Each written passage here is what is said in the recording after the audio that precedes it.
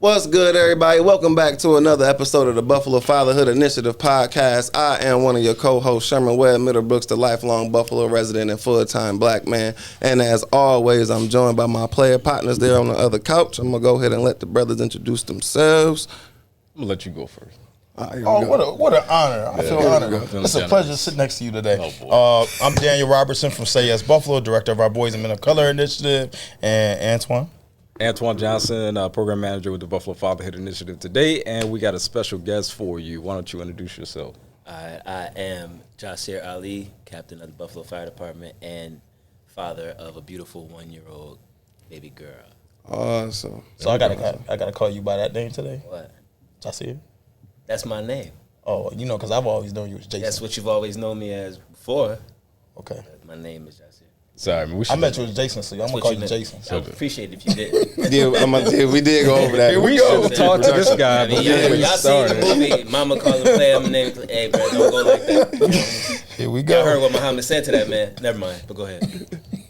All right, let's get into it. So you know, like we're kind of discussing when we first, or before we started, we sometimes, and I thought about this, right? So a lot of times as men, we tend to relate to each other by what we do, right? Mm-hmm. Like usually when you meet a man, one of the first questions you might ask is, what do you do? And I think a lot of times we do that is because we typically identify who we are in many ways, not everybody, but who we are by what we do, right? Very production oriented, you know what I'm saying? That means a lot. And so as I was thinking about that, I think that's why we typically talk about our professions first, right? We spend a lot of time, what do you do in the community? You know what I'm saying? What do you do for work? And so today we're going to talk more about like who, or ask you questions more about who you are as a father, different things like that. So I like how I did it. Why you look at me like that, man? Yeah, you did a great job. You like that? Yeah, that was good. Can I give my brother a little love over here? You pulled that out of nowhere, but that was a good job. So let's go ahead and start. So tell us about your fatherhood journey. So you said you're the proud father of a beautiful 1-year-old, right? Yeah, yo. In all honesty, I feel like I'm at the very, very beginning of my fatherhood journey. Like you said something that was, I mean, you said it just in the midst of your your introduction to the topic, but like talk about who you are as a father. Mm-hmm. And like, man, I'm really in the beginning stages of figuring that out because you don't know. I ain't never been a dad before. Right. You know what I mean? So I'm learning everything on the fly. I didn't even have that, example in my house about what a father is supposed to be like. Gotcha. So I'm figuring all that out, as I go. Yeah, I'm making this whole thing up. One of the biggest things, I guess, or I would say the simplest thing, is I'm not really trying to be anybody else, Mm-hmm. And I guess starting with a blank slate, in a way, not having that template to kind of go off of. Mm-hmm. In a way, it's a little liberating. Mm-hmm. You still have those moments of I have no idea what I'm doing right now, Right. But at the same time, I'm like, hey man, I'm just being me, and I feel like she appreciates that because I do stuff. She love me, Yeah. because I'm not trying to be, let me do what a dad is supposed to do. It's like, hey, listen, either way, you can't choose who your parents are anyway. You stuck with me regardless. So this is what it is, Right. And then also like looking at her and being able to see some of yourself, even though it's still at a very, very underdeveloped, state. Mm-hmm. Looking at the fact that she got my dimples when she smiles, or she took an interest in basketball like early. I mean, how she catches on to things, mm-hmm. I catch on quick too, so I can relate mm-hmm. to some of that, mm-hmm. Matter of fact, you sent me that, or you didn't send it to me, but you showed me that the video. Yeah, at so the airport. Yeah. I showed her, since she was like, 2 months old, I would sit down and I'm a huge Bulls fan, so I got NBA League Pass just to watch the Bulls. Don't ask me why I do that to myself. I watch other games too. But anyway, so I watch the NBA all the time, so I'm watching basketball games with her. She was like 2 months old. Kept that going, and I bought like a little basketball hoop. It's a little too big for her, but I figured she'd grow into it. Right. Mm-hmm. So I just showed her, put the ball in the hoop, right? I showed her one time. The very next time I picked that ball up and gave it to her, I put it in her hand. She walked over to it like, yo, pick me up and put the ball in. I picked her up. She put it in. We did it 3 times. Like, you know, I clap every time she did it, so she knew it was a good thing. Right. So she kept doing it. Now it's something she did it like 12 times today. I'm on the phone with people, and she like running to grab the ball, coming up to me. So I gotta have a iPhone. You can't even hold that thing like this, man. So I'm like phone slipping, and I'm like, yay, you know. But just enjoying those little things because I introduced her to that. Yeah. And she's taken already at 14 months old. I see her passion for it growing already. You know what I mean? And it's like, man, I did that. Matter of fact, but I did that just being me. Right. You know, so like that's some of the beauty of my fatherhood journey so far. Send me the video. I'm gonna see if Jamil can include it in the thing in the podcast piece. That'd be sweet if people can see it. Yeah, it would be cool. Just put his baby all out there like that. Well, you know, he's proud of his baby, man. I'm very proud. Yeah. Hey man, she might be future star, man, for real. Like, yo, she already smart. Got like love reading books. I'm talking like go in the room, pull every book off the shelf, and just be sitting there turning the pages. You know what I mean? Ripping some of the pages out. So you got to hide some of her books, but even that, because I love to read. You came to my house, you saw my bookshelf. Crazy books. You know what I'm saying? It's one of the, probably my most prized possession is my books, and to see her already, you know, loving books, man. I'm talking like you don't even have to prepare her for it. She'll just go in the room by herself, grab a book off the shelf, sit down, put the book between her legs, and just be turning the pages. That's what's up. You know That's what a I mean? beautiful thing, especially at such an early age. Yeah, at such an early age. It's wild. So, seeing as that you in this phase of life where you're throwing it at the wall and seeing if it sticks as a dad, right. Who's been kind of like influential, or who do you look to for advice on your fatherhood journey? Oh man, it's real. See, I don't even. I don't really. Some friends I ask specific questions to, but a lot of it, to be honest with you, is I learned a lot by just watching. I was fortunate enough to have waited a little bit to have kids, and I saw a lot of my you was a little homeboys. late. Yeah, I mean, I'm not even mad about it. I'm not even mad about it. I'm enjoying it. You know what I mean? But I've had the fortune of watching a lot of my friends who've had children much earlier than I did, and I've seen some of the stuff that they went through, some of the things that they've gone through, grown through, listening to some of the things that they've learned. You know what I mean? Hey man, how'd you handle this? Or like even if they're at a certain stage that I have a long time to get to. I have a homeboy right now, his daughter's 17, and he's just telling me about some of the things that I can expect. And I'm looking at, you know, no shade to him. I'm like, I don't know if I would do it like that, but I ain't never been in that situation, so I don't know that either. Right. You know, so just so many things go into it. But just, like I said, man, just listening to a lot of my friends, and then I have somebody like Pastor Tommy McClam that I can ask just about any question. Shout out PT. Shout out to Big PT. shout out to I can PT. ask any question too, and he'll have some answers. You know what I mean? Or he'll just kick regular game, and you know it'll be immensely beneficial. You know what I mean? I watch somebody like you, who's single dad. Yo, dude, if I had your schedule, I'd go crazy, and I feel like I'm busy enough. You know what I mean? It's like I'm watching how you manage your time, and even the time that you spend with your daughter, how you're very, very intentional. And then I kind of just look. I watch you, and I'm wondering like, how's a man raising a little girl? How's he doing that? And he's doing it good. Like he's doing it well.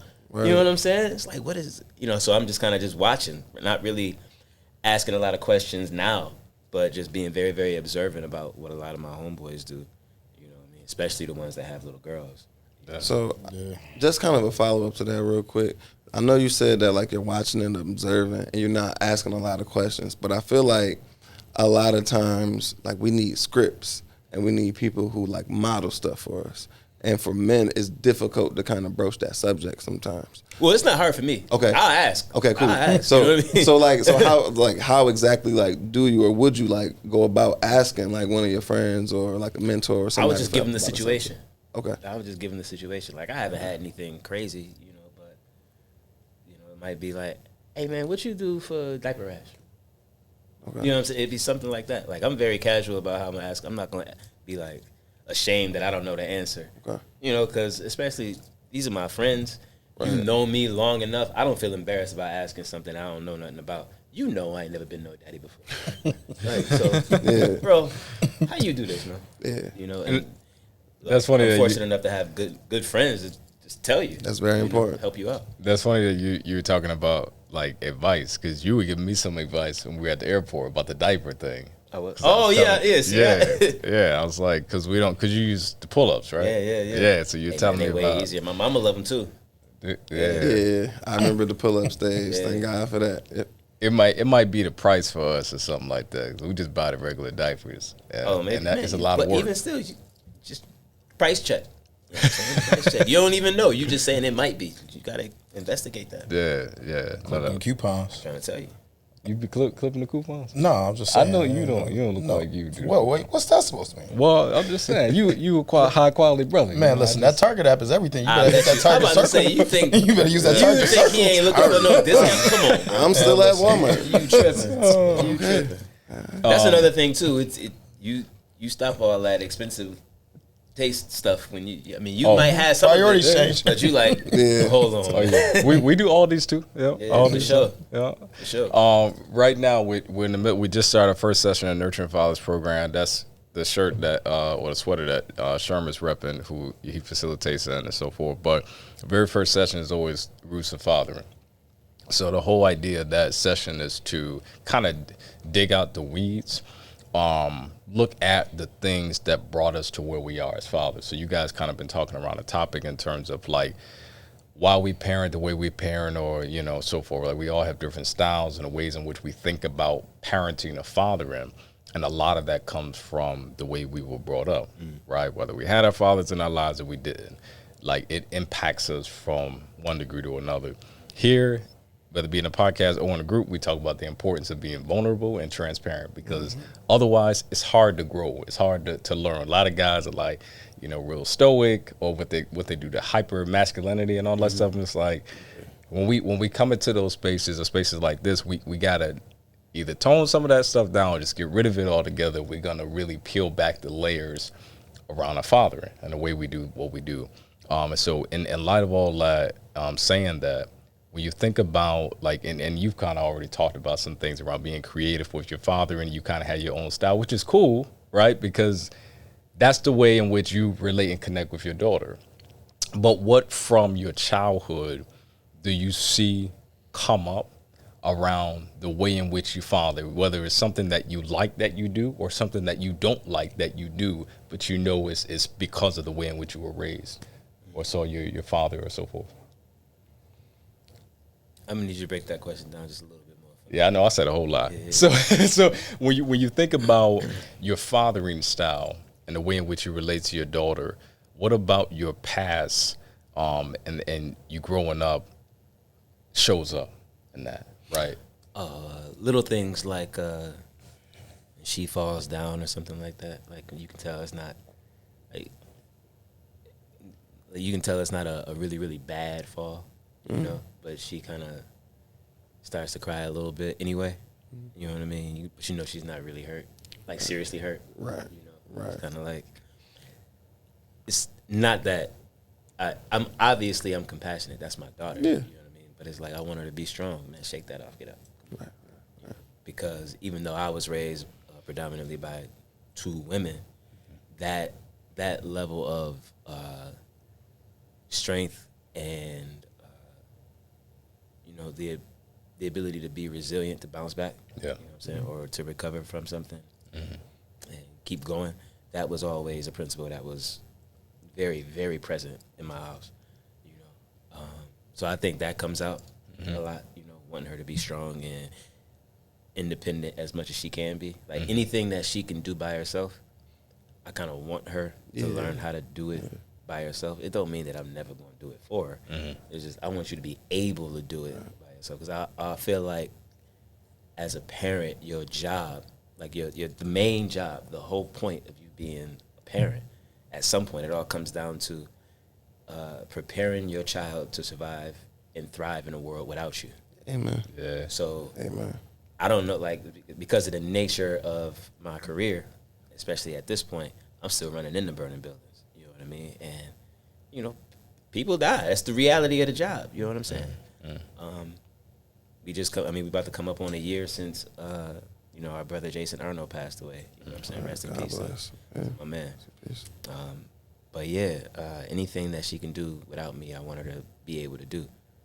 You know, and you know, at some point, you know, maybe I get a little bit of credit for teaching her that. You know, but I mean, no, really though, I think that part, you know, being personally responsible and being strong enough to, you know, to do things on her own. Yeah.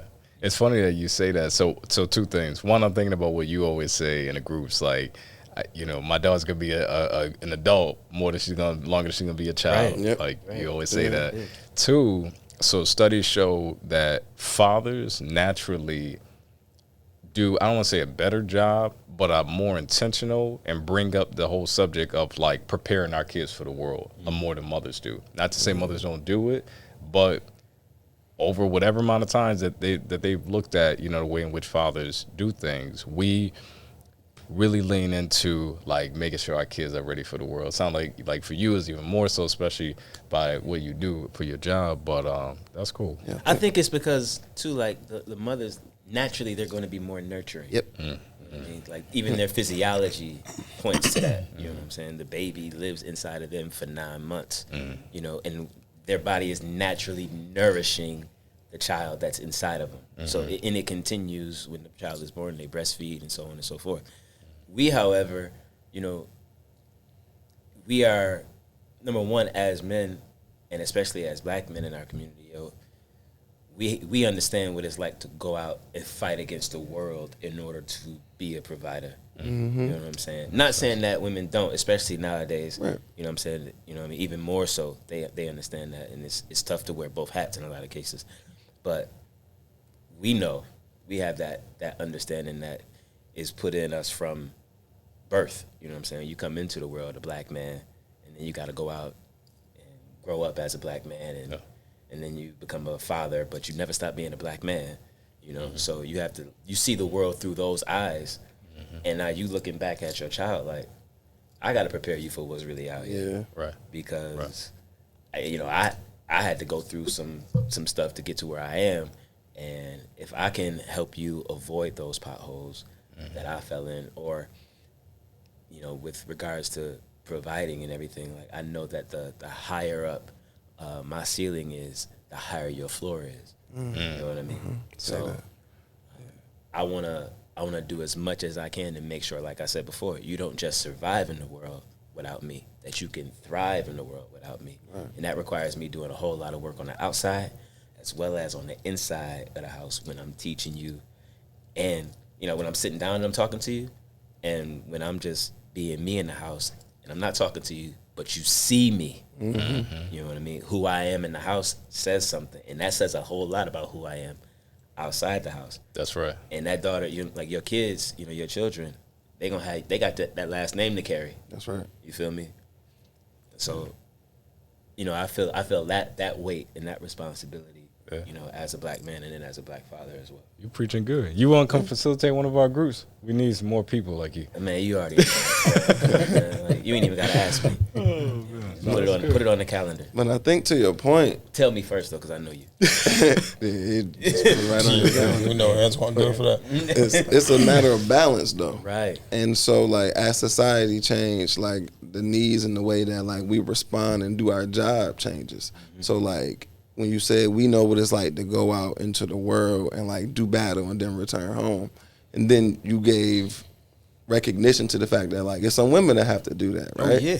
And so like, but their job is to naturally be more nurturing, and so that's why I got on board with like the nurturing fathers, because like I recognize that there has to be a balance of men doing more nurturing when the opportunity provides itself. And then what does that look like? It can't just be the protecting and providing, especially if the woman that you having this child with like is also doing some level of provision as well. Right.